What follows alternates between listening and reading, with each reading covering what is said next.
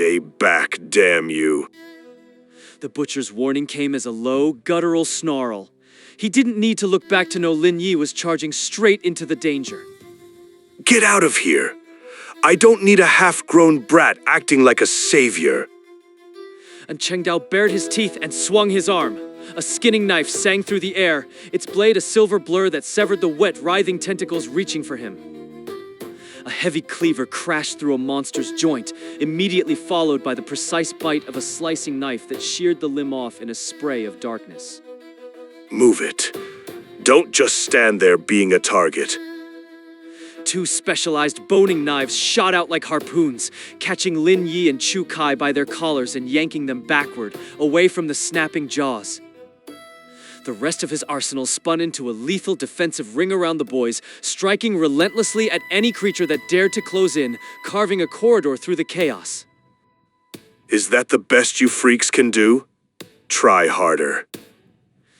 His roar echoed through the street, ending in a wild, manic laugh that challenged the very abyss. You've been hungry for a piece of me, haven't you? Well, here I am. Come and get some. I'm warning you right now. If I walk away from this today, I'll spend every waking breath hunting you down. As long as there's air in my lungs, you goddamn monsters won't know a single moment of peace. One day, I'm going to turn every last one of you into scrap meat. The butcher's words pushed the swarm into a collective, frenzied rage. They abandoned the boys, turning their entire weight against the man who dared to spit in their faces. Half a kilometer away, the invisible force dragging them snapped, and Cheng Dao's knives clattered onto the cold asphalt, losing their magical glow one by one. Uncle Anne! Lin Yi stared at the discarded blades. Each metallic ping against the ground sounded like a funeral bell. He's not gone, not yet. Chu Kai shook his head, his expression grim. I can still feel his presence, but his life force is flickering out. Either he's pushed past his range, or he's simply too weak now to sustain the connection. We can't just leave him. We have to go back. Lin Yi spun around, ready to sprint back into the jaws of the swarm. But Chu Kai's grip on his arm was as absolute as an iron shackle. Use your head. What would going back achieve? All we'd do is become two more corpses on the pile. If Cheng Dao can't survive that ambush, we certainly won't. Think about why he told us where the key is. He wants us to make it out. He wants us to live through this and come back stronger in the next loop. We move now. Every monster in the district is probably converging on that noise. If we linger, we're dead. We'll head for Sifang Mountain and keep low until the heat dies down. Only then do we circle back for the key. Lin Yi went limp, allowing himself to be hauled along. The crushing weight of his own uselessness felt heavier than any steel. He had been a spectator to his own life, hunted, carried, and now saved at the cost of another's survival. A suffocating tightness gripped his chest. Each breath felt like swallowing glass. Bitter regret tasted like ash in his mouth. If only they'd been more careful. If only they'd seen the trap. Uncle Anne wouldn't be dying right now. If only I wasn't so powerless. If only I could actually do something. The second that thought crystallized, the floor dropped out of reality. A sickening wave of vertigo crashed into Lin Yi, hitting him with the force of a tidal wave. Everything familiar twisted and bled. The sky began to flicker, a frantic strobe of blinding light and impenetrable darkness as the world spun violently on its axis. Lin Yi? Hey, what's wrong with you? Chu Kai's voice was a distant echo, muffled as if heard through a heavy shroud of water. The sounds of the world were being sucked away into the void. Lin Yi, Lin Yi, Lin Yi. Lin Yi, what's wrong with you? The spinning world stopped as abruptly as it had begun. Lin Yi blinked, his vision clearing until he found Chu Kai standing inches from his face. Did you even hear what I said? Look, the pheromones, the ones those things left on you, they're the key to tracing the pack. Is this Am I home? Lin Yi froze, his neck stiff as he forced himself to scan the room. The same peeling wallpaper, the same worn-out sofa, and right there, in the middle of his living room, was the mangled, motionless corpse of the monster he'd already seen die once before. Have you finally lost it? Did that creature take a bite out of your sanity too? Where else would we be? I tracked you down and brought you here after I saved your hide. I'm back! I'm really back! The thought was impossible, yet there it was. He hadn't died this time. He hadn't been stabbed or crushed. So why was the loop resetting? And it wasn't the usual reset to June 6th. He'd only jumped back a few hours. Look, you remember getting caught by that thing, don't you? Snap out of it. A heavy thud of footsteps sounded from the hallway, vibrating through the thin floorboards.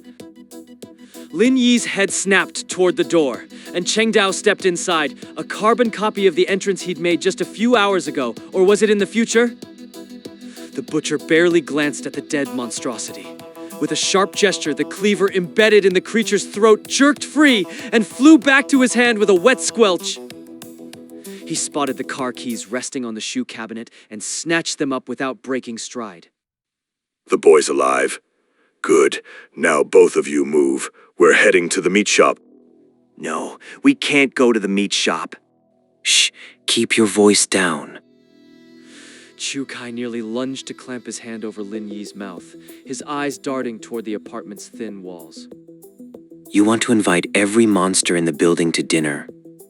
Lower your damn voice. Chu Kai shot Lin Yi a warning glare before turning back to the butcher. Wait, this isn't what we discussed earlier. I know the secret key is hidden in the back of the meat shop, but I'm telling you, you cannot go there tonight. The key? What are you even talking about? How do you know that? And Cheng Dao's expression shifted instantly, his eyes hardening into flint.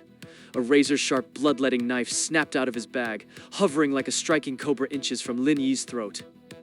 How do you know about the key being at the meat shop? Speak. Who exactly are you, kid? Chu Kai wasn't slow.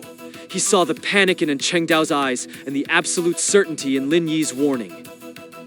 The realization hit him like a physical blow. Lin Yi, don't tell me. Did you just die again? Died? What the hell are you talking about? He's standing right here in front of us. I didn't die this time. I don't know what happened. It just reset. But I know what's waiting at that shop. Uncle Ann, if we go there now, you're not going to make it out. What do you mean? I won't make it out. Lin Yi, tell us, what happens next? Next. Are you saying you can see into the future? Something like that. Lin Yi took a deep breath and began to recount every detail of the ambush, the slaughter, and Cheng Dao's final stand.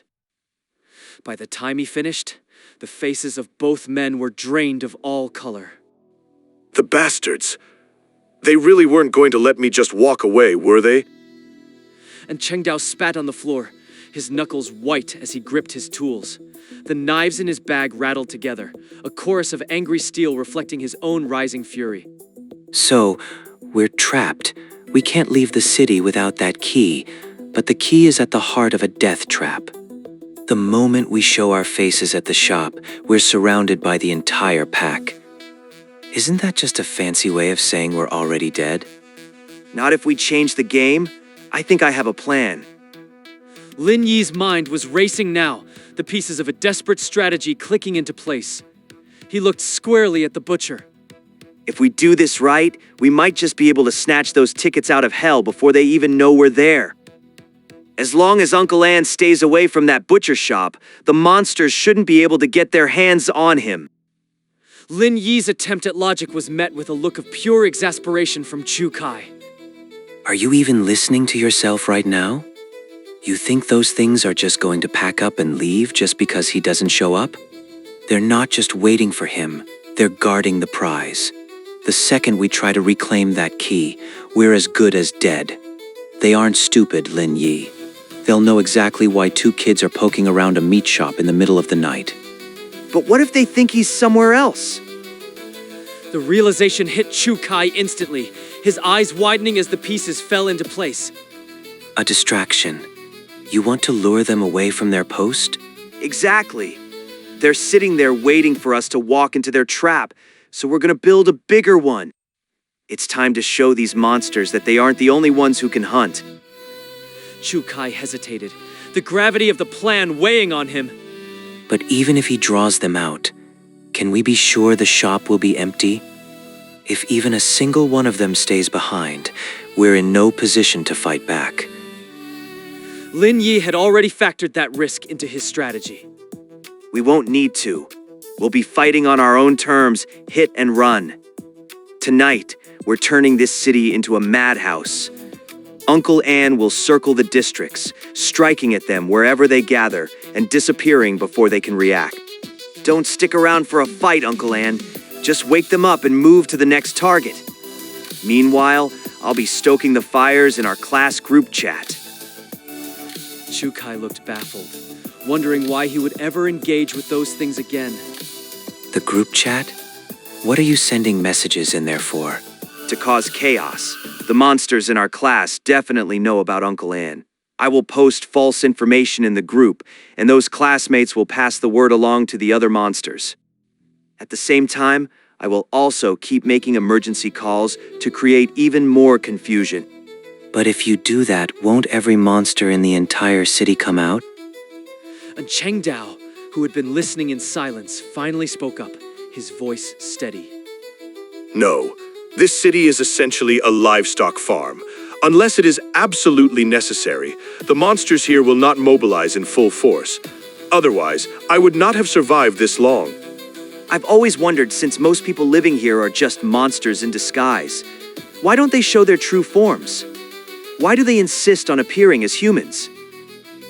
Chu Kai was also curious and looked toward An Cheng Dao for an answer. I don't know. But if we can escape this city, perhaps we can find the answer elsewhere. We can talk about that later. The priority is solving the immediate problem. If we cannot get the key, everything else is just talk. Uncle Ain and I will be responsible for drawing the monsters' attention. To catch Uncle Ain, I am sure the monsters near the meat shop will rush over immediately. While that is happening, student Chu Kai, it will be your turn for a grand entrance. Chu Kai was startled at first, then quickly understood the role he had to play. That's right.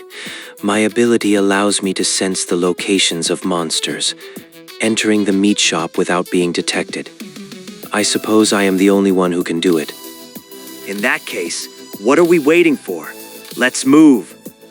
Uncle Ann, protect yourself. You are still injured, so do not engage those monsters head on. If you draw too many of them, just run.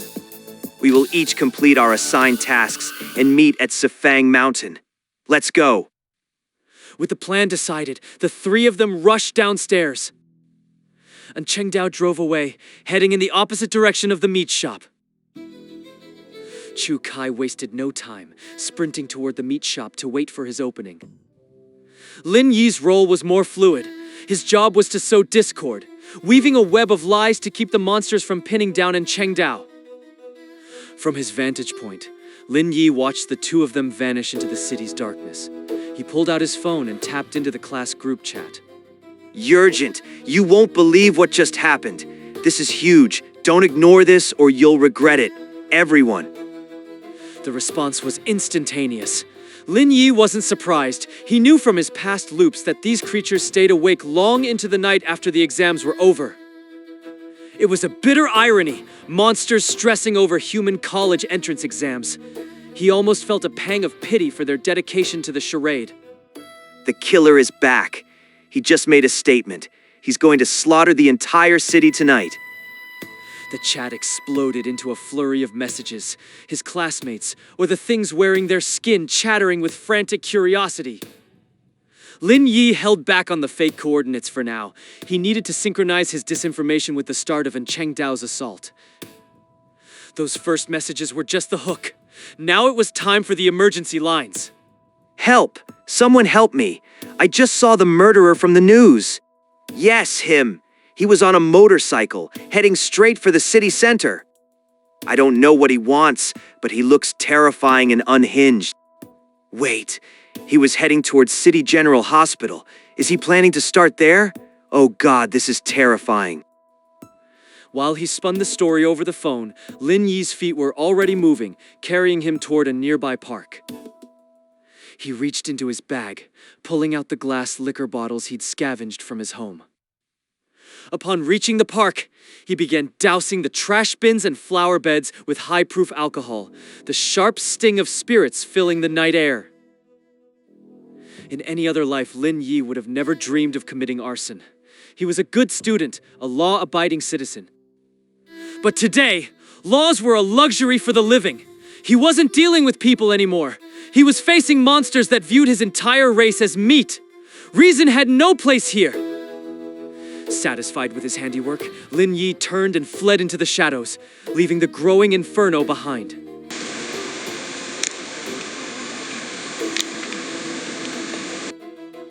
After putting enough distance between himself and the park, he dialed another number, disguised his voice, and let out a panicked sob. It's horrible. I just saw the murderer setting Tianfu Park on fire. Everything's burning. Please, you have to hurry.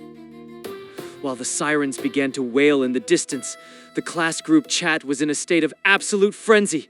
Messages tagged him relentlessly, demanding more information, more updates on the killer's location.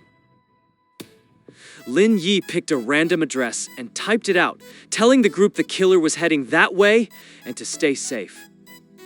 The city would be crawling with restless monsters tonight, but Lin Yi didn't care about their chaos. His only objective was survival, and he was finally pulling the strings. He clicked his phone screen shut, his mind calculating the time until he needed to reach Saifang Mountain. But as he turned to leave, the silence was shattered by a voice that sent a jolt of recognition through his core. Lin Yi, it's awfully late to be out alone. What exactly are you doing here? Lin Yi froze. A sudden voice from the shadows made his pulse spike with alarm. He turned slowly, eyes searching the darkness until they settled on Gu Zijin. She was drifting toward him, her poise as elegant as ever despite the late hour. Class monitor? It is remarkably late for a walk, isn't it? Lin Yi fought to keep his voice steady, masking the tremor of his nerves. I couldn't find any rest. She said with a faint, polite smile.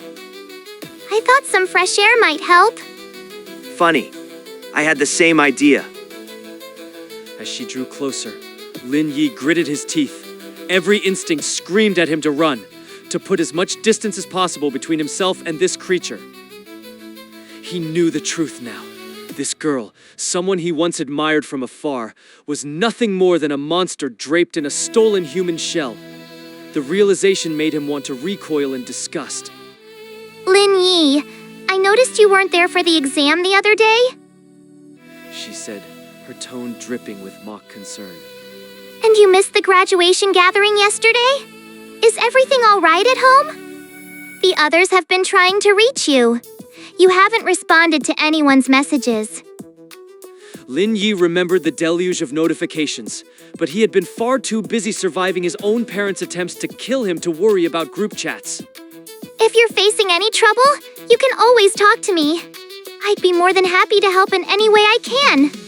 Help? Lin Yi thought, a bitter curse forming in his mind. The only help you'd offer is a quick death. It's nothing serious. He lied smoothly. I just didn't feel prepared for the test this year. I've decided to take a gap year and try again properly later. Is that so? Her eyes narrowed slightly, searching for a crack in his facade. She clearly didn't believe a word of it. Anyway, it's getting very late. I really should head back now. You should head home too. I heard the police are still on the lookout for that serial killer. It's not safe for you to be out alone.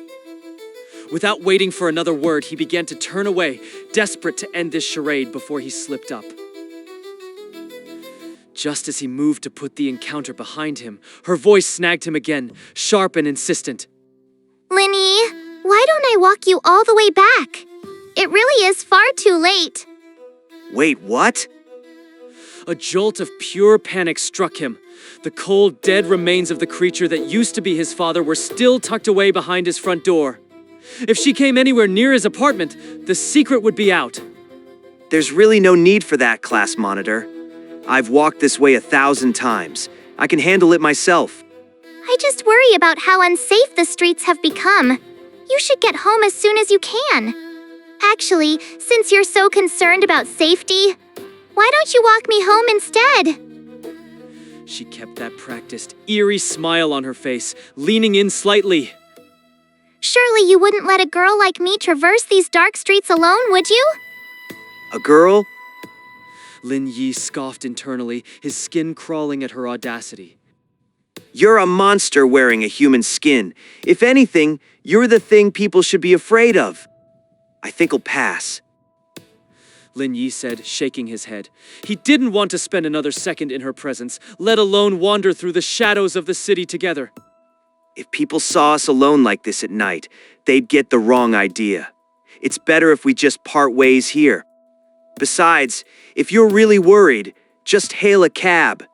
My parents are waiting for me. I am already in enough trouble. Good night, class monitor. See you around. He didn't give her a chance to argue. Lin Yi spun on his heel and took off at a full sprint. His feet hammered against the pavement as he pushed himself as hard as he could. Every few dozen yards, he cast a glance over his shoulder, checking if a monstrous form was gaining on him. Only when he was certain he was alone did he allow himself to slow down and catch his breath. The blue and red lights of a passing patrol car flickered against the nearby walls. Quickly, Lin Yi ducked out of sight, pressing himself into the deep shadows of a narrow alleyway until the vehicle had passed. It looks like the ruse works after all. Lin Yi peered cautiously from behind a rusted dumpster, his eyes scanning the deserted street for any sign of pursuit. Uncle An successfully pulled most of the heat away with any luck. Chu Kai has the key in his hands by now. Running into that Guzi Jin thing? What an absolute nightmare. I can't believe my luck is this bad tonight. I have to get back to the apartment. If I stumble into another one of those things, I won't be able to talk my way out of it again. So, you really did manage to see through the facade, didn't you? Just as Lin Yi shifted his weight to run, a voice as cold as ice drifted down from the darkness above him. His blood turned to lead. Lin Yi stood motionless, his entire body locking up as he slowly craned his neck toward the ceiling of the alley. High up on the brick wall, Gu Zijin was waiting. Her lower half was no longer human. In its place, 6 long, needle-thin insectoid legs gripped the masonry. She was perched there like a giant spider, her eyes fixed on Lin Yi with a flat, unwavering intensity. He had been so careful to watch the streets, but he had forgotten one simple, terrifying fact. These monsters didn't need roads. She had been above him the entire time, tracking his every move from the rooftops. There is no point in continuing this charade now that you know what I am. She hissed, her voice a grating buzz. I suppose I can finally stop being so polite. Her beautiful milk-white skin began to ripple and tear. From the ruptures, a dark, oily beetle carapace pushed its way out, shimmering with a sickening sheen in the dim light. Her mouth unhinged, revealing a wet, serrated sucker that pulsed with hunger. Just above it, those large, multifaceted compound eyes began to twitch and rotate, focusing entirely on him. Dozens of thin tentacles, each tipped with a wicked reverse barb, burst from her distended abdomen, swaying in the air like blind snakes seeking a target. No, keep away from me. Stay back. Panic clawed at his throat. In this moment, he would have given anything for Chu Kai's heightened senses. If he had that power, he would have felt her gaze long ago. His mind raced back to the meat shop, to the moment he had slipped through time without the release of death. He needed that miracle now. He needed to be anywhere but here. Rewind, shift, send me back. He screamed at the empty air. But the world remained stubbornly fixed. The alley didn't dissolve, and the monster above him didn't vanish. Time continued its relentless march forward. Why won't it work when I actually need it? He groaned, a surge of despair washing over him. Compared to everyone else's gifts, his own were nothing but a cruel, unreliable joke. Zijin launched herself from the wall, a mess of glistening limbs falling toward him through the dark. Desperation took hold. Lin Yi's hand closed around a rough, heavy brick lying among the debris. With a scream of effort, he hurled it at the descending nightmare.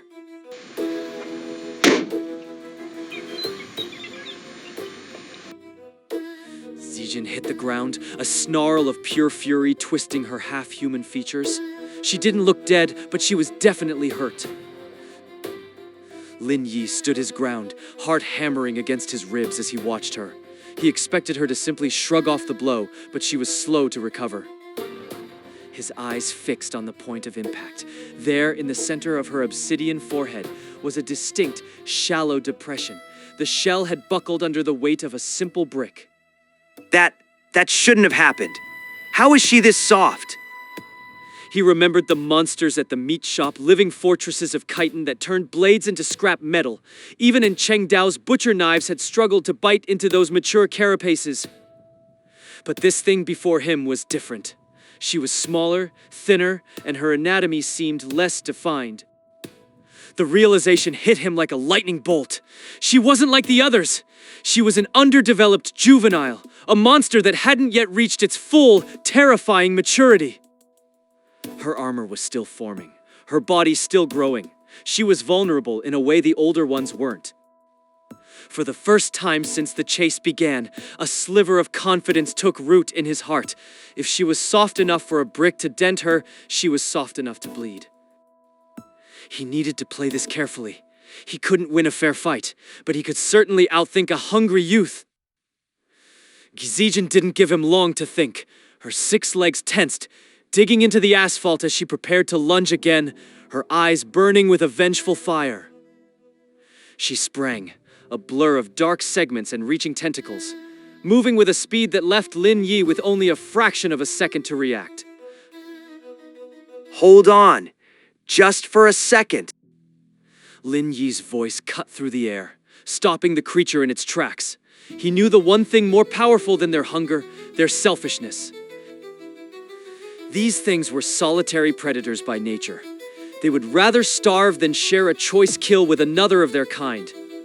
Think about what you're doing. Lin Yi said, his voice trembling slightly but regaining its strength. Do you really plan to feast on me right here in the open? The entire city is on high alert.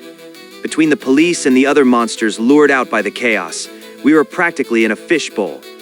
If another one of your kind smells the blood, they'll be on us in seconds. They won't just watch you eat, they'll demand a share. They might even try to take the whole thing from you. Do you really want to split your hard-earned meal with those scavengers?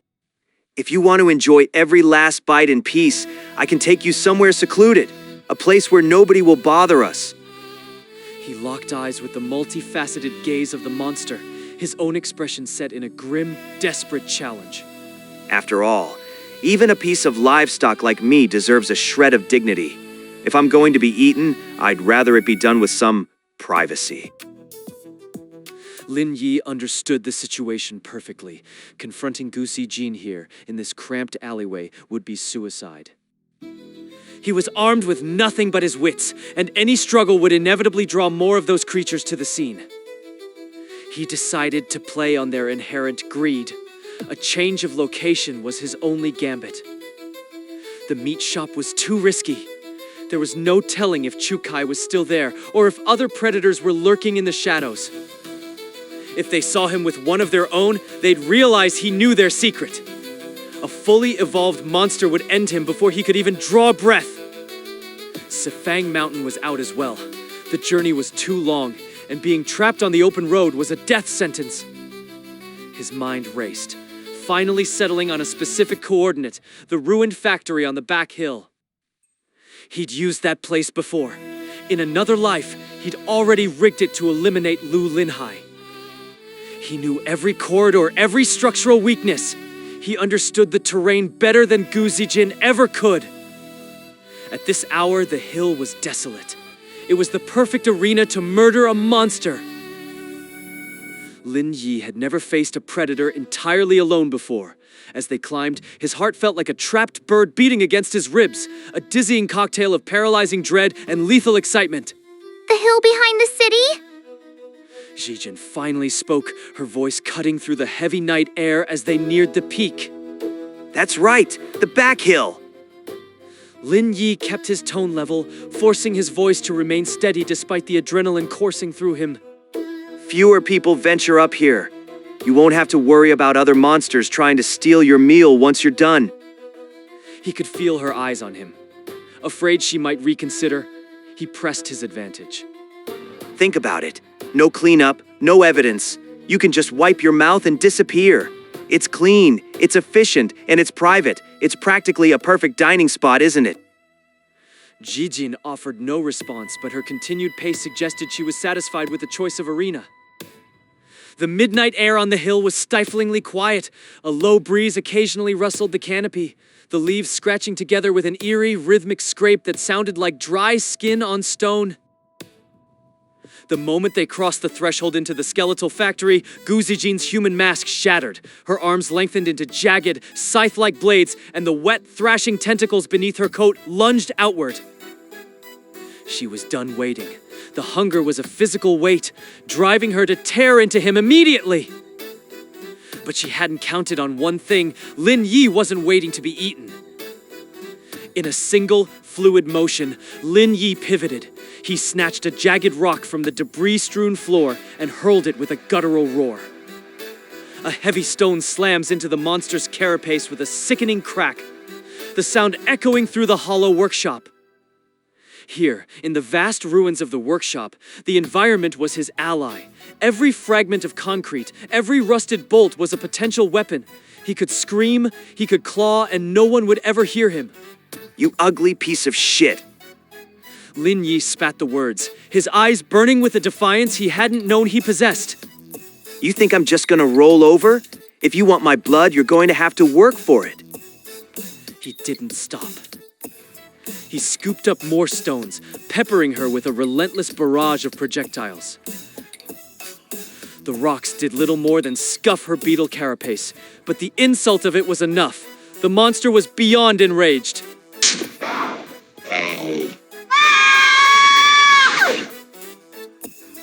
Her 6 insectoid legs dug into the concrete, and then she was airborne, a blur of chitin and malice hurtling directly at him. Lin Yi had seen the faces of true nightmares before.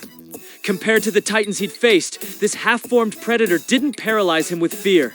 A predatory focus of his own took hold. As she lunged, his hands frantically scoured the floor, searching for the prize he knew was hidden nearby. Hours spent in past loops rigging this place for murder were finally paying off. He knew exactly where the real weapons were hidden. His fingers brushed against cold, unyielding iron. He'd found it. A thick length of rebar, still anchored to a massive chunk of broken concrete. It was crude, heavy, and lethal. Lin Yi hauled the makeshift mace into the air. He gripped it tight, his stance mirroring the brutal, efficient form of An Chengdao.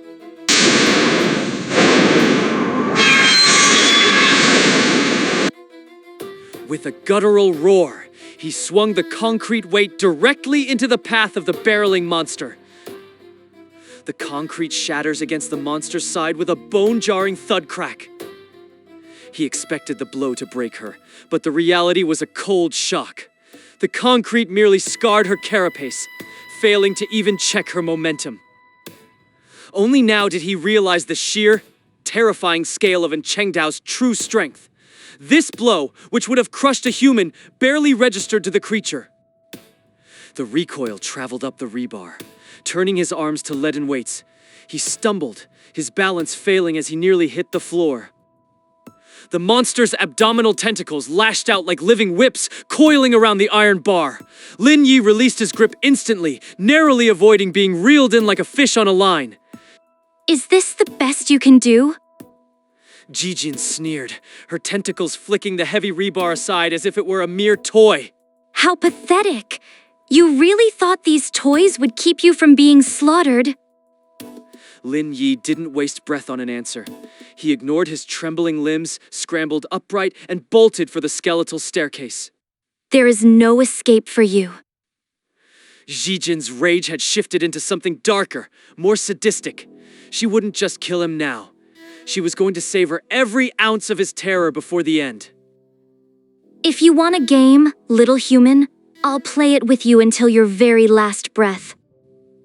Lin Yi's lungs burned, each breath a jagged scrape against his throat. He didn't look back, merely scooped up debris and pelted it blindly behind him. Zijin maintained a leisurely pace. In her eyes, the rooftop was nothing but a high-altitude cage. His struggle was the pathetic twitching of a cornered rabbit.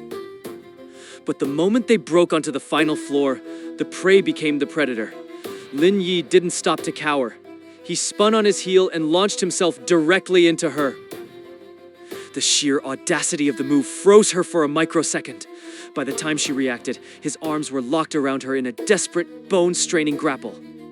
Go to hell, you monster.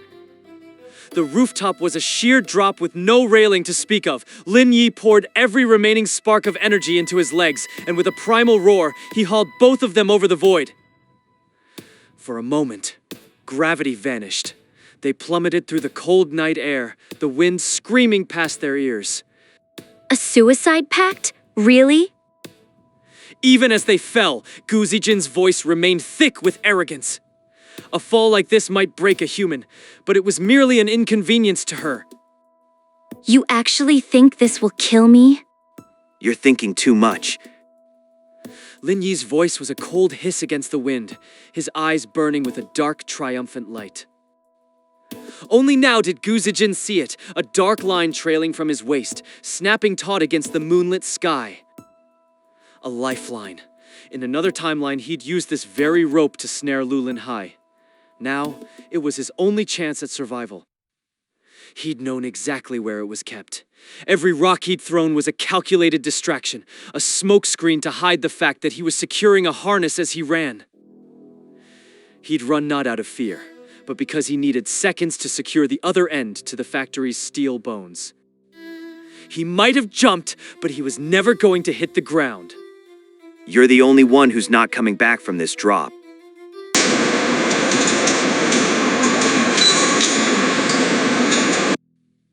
A sickening thrum vibrated through the air. Gu Zijin looked down in disbelief, her eyes widening as she saw the rusted length of rebar impaling her abdomen from front to back. Lin Yi's calculation had been flawless. He'd known the exact spot where the construction waste had been piled, where the jagged teeth of the factory's bones reached up from the earth. Even her hardening carapace was no match for the combination of gravity and rusted iron.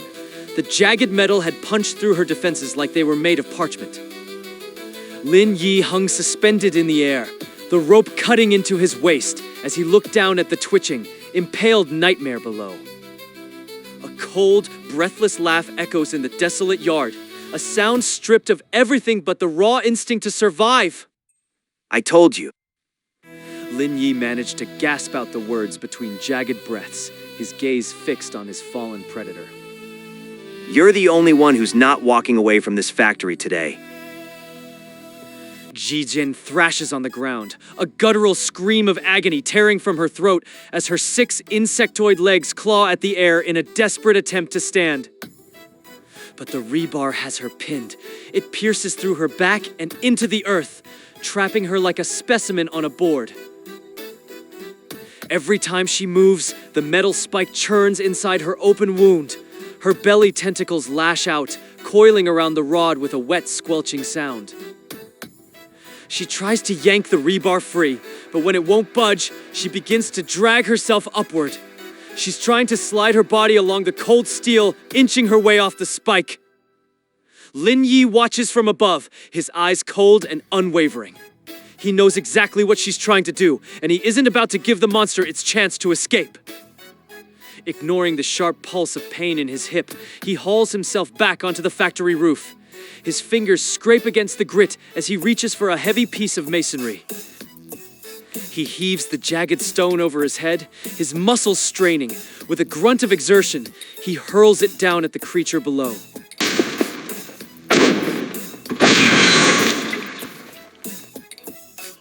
The stone doesn't hit her heart, but it finds its mark on one of her insectoid limbs, crushing the chitinous leg with a sickening crack. Ah, Lin Yi, I'll butcher you. I'll carve you into pieces. I'm going to peel the skin from your meat and rip your bones out one by one. You're not going to get that chance. His voice is a cold rasp as he lifts another heavy rock. If one stone doesn't end her, he'll throw another and another.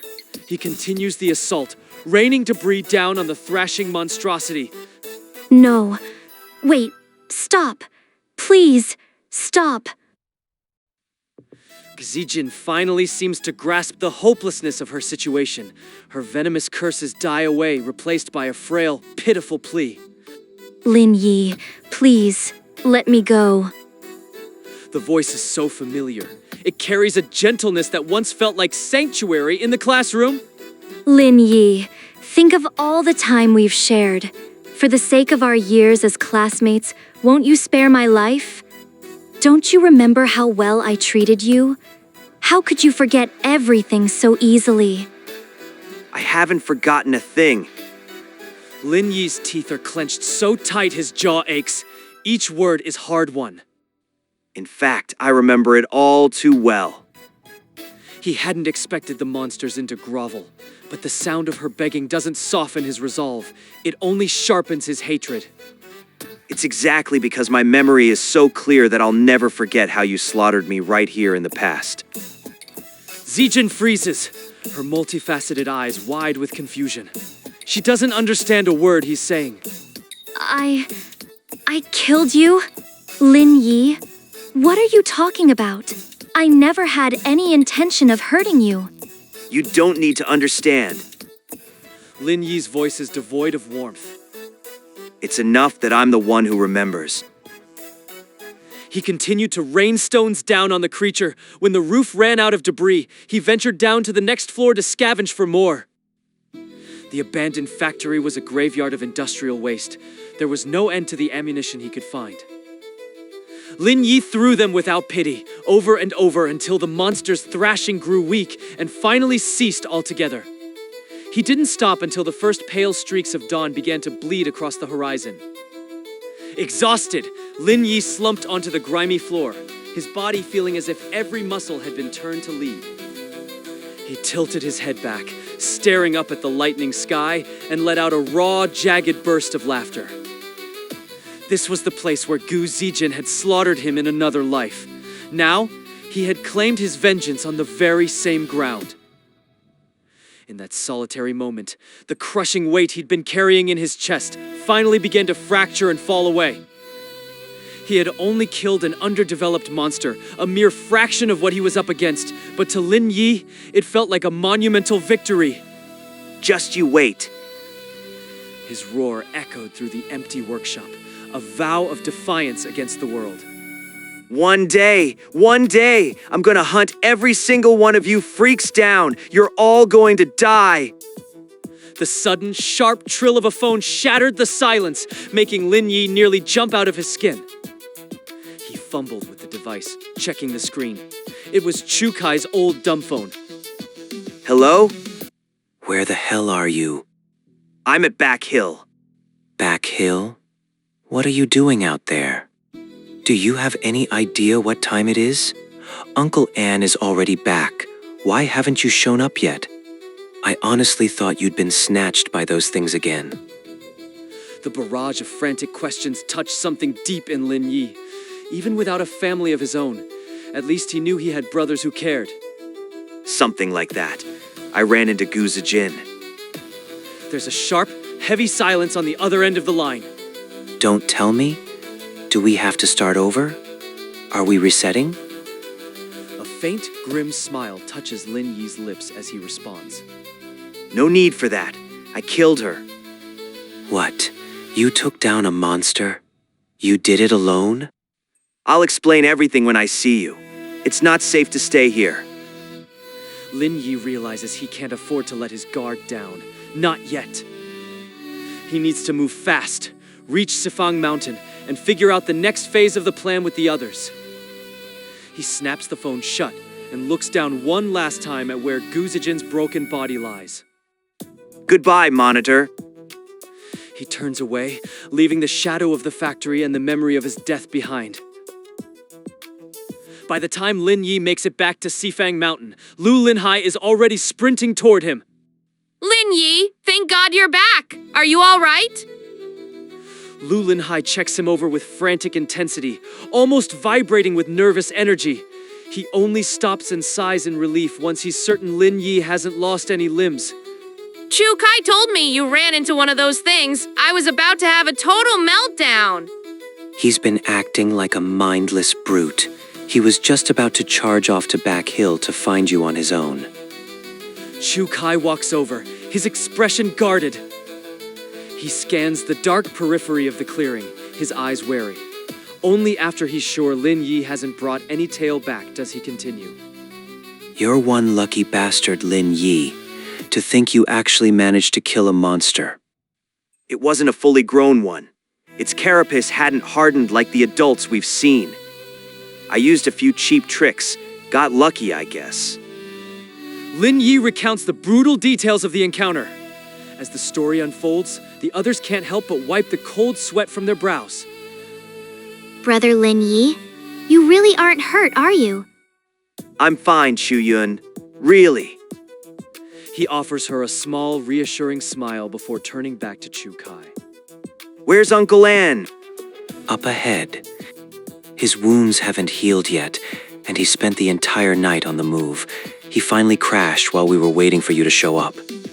Did he bring the key? He got it. And he found a few other things too.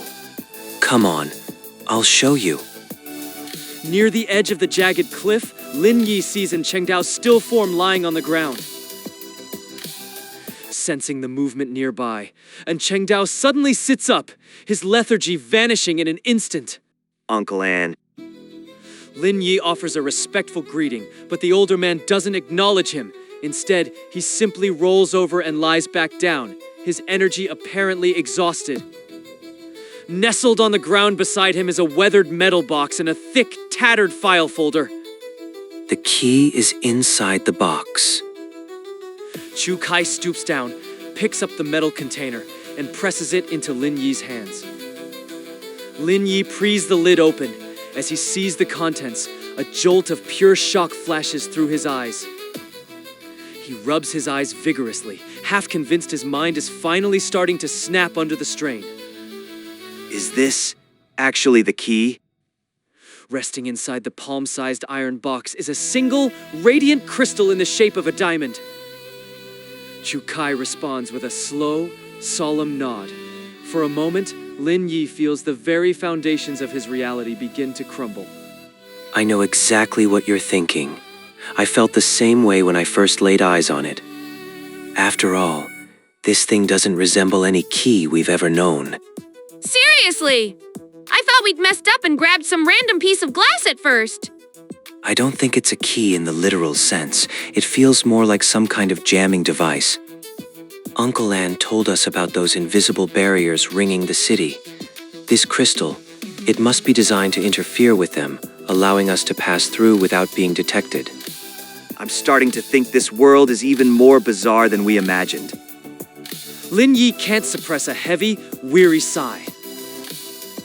Wait until you see what's in here. Then you can decide if you're still capable of being shocked. Chu Kai hands over the file folder. Lin Yi takes it, feeling the weight of the secrets within. Inside are several sheets of creased, pieced-together paper. He pulls them out, and his breath hitches. Staring back at him in bold, clinical type are the words, Human Farm 798.